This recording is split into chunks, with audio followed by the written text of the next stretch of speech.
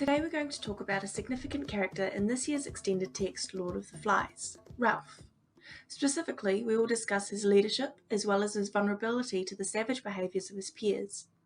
While we look at William Golding's presentation of our protagonist Ralph over the course of the novel, you might find it helpful to look through the notes you have made in class and add to them, or if you would prefer to just listen, then that's fine too. Ralph is a protagonist, meaning he is a character that the audience is positioned to develop an affinity for. Essentially, he is the character that we are designed to think of as ourselves. In many ways, Ralph acts as we would like to imagine we would. He is a leader who makes the right or morally good choices. He has doubts, sure, but in the end he is the only character who comes out looking like a proper English boy, a victim of savagery rather than a perpetrator. He is played as the counterpart of Jack Meridrew, our violent and power-crazed hunter. But unlike Jack, Ralph is not one-dimensional. He is both strong and vulnerable. Ralph represents both leadership and civilization. He is described as being attractive, charismatic, and relatively intelligent. Ralph maintains focus on rescue, calling meetings in to maintain order and establish a community with clear rules. While Piggy could be described as the brains of the operation, it is Ralph's charisma and ability to apply Piggy's intelligence in a way the boys respond well to that allows him to remain chief through the majority of the text. Ralph's diplomacy and leadership are not always easy, and he too struggles to maintain a sense of purpose as time goes on. Ralph's capacity for leadership is most evident in the beginning, and there are many moments throughout the text that he demonstrates great reserve and dignity. Initially, he establishes rules such as using the conch to dictate who is able to speak, something they would have done at school. Later, deciding to build shelters, continuing to act in a practical manner when the other boys tire of doing these boring tasks. Ralph's outward and public behaviours continue to keep the boys at ease, however. Ralph is not infallible, often feeling at odds with his actions. As he gains experience with the assemblies, which are used in the text to represent civilization, he loses faith in them.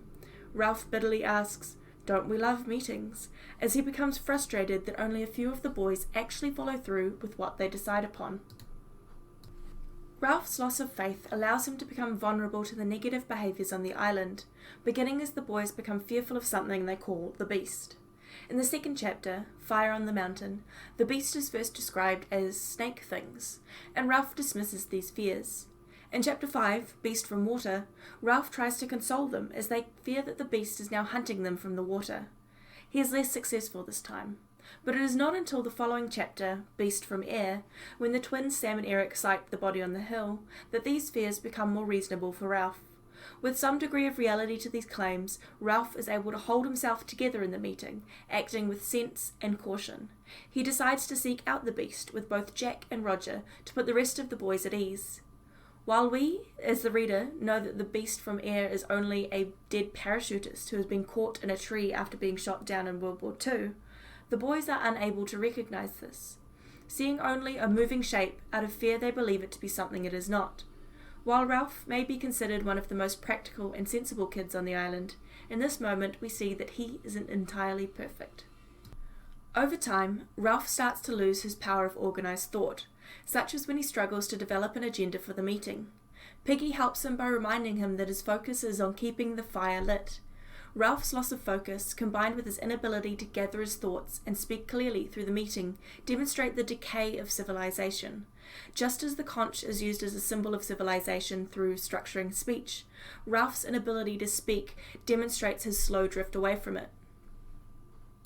As he becomes worn down by the hardships and fears of primitive life, Ralph is gradually infected by the savagery of the other boys, although this is never to the extent of his counterpart Jack. Ralph is the only character who identifies Simon's death as murder, and while Peggy tries to deny either of their participation, Ralph feels both loathing and excitement over the kill he witnessed. It is this event that is pivotal in his fall from chieftainship. Just as the murder of Simon gives Jack power over the rest of the boys, it takes from Ralph, who remains burdened by it. It is not long after that the boys descend entirely into savagery, being described as fiery demoniac figures. In the final chapters, once Ralph becomes the one being hunted, he realises that he doesn't belong, stating, "'Cause I had some sense." Perhaps not of how to be a strong leader, but of right and wrong. Perhaps Ralph had a sense of how savage the boys had become, and of to what degree he was a part of it. In the final pages of the book, Ralph is not overcome with relief at finally being rescued. There is no sense of accomplishment, rather shame. Ralph cries for the true and wise friend that was Piggy, as well as for his loss of innocence. He is uncomfortable with his filthy appearance, a physical feature that has come to represent savagery, and Ralph begins to understand just how fallible humanity is. He recognizes that the worst kind of beast is man. While all of this addresses the fall of Ralph from leader to the disillusioned young boy, his journey isn't entirely his own. The other characters in the text are pivotal to Ralph's character development and are hugely influential over both his successes and failures. It is Piggy's intelligence that Ralph utilizes in order to lead with common sense, and it is Simon's caring nature that inspires Ralph to continue supporting the other boys, even when he begins to lose faith in them. Jack's descent into savagery is also influential in challenging Ralph's civilization and established order, by both offering fun alternatives, as well as drawing in both Ralph and the other boys to his madness. As a protagonist, we are asked to align ourselves with this character. William Golding uses Ralph as a way to explore how even the children with the most potential can be influenced for both good and evil. While Ralph surrounds himself with positive influences of Simon and Piggy, he is strong and demonstrates traits that we associate with caring and intelligent leaders.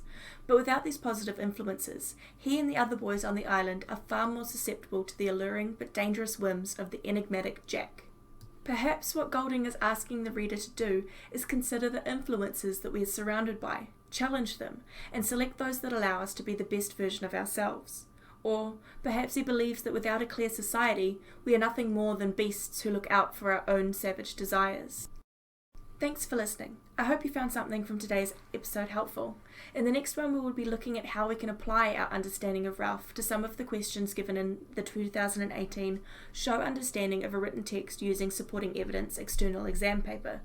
From there, we will discuss possible ways we can use our understanding of this character to answer these questions, using supporting evidence.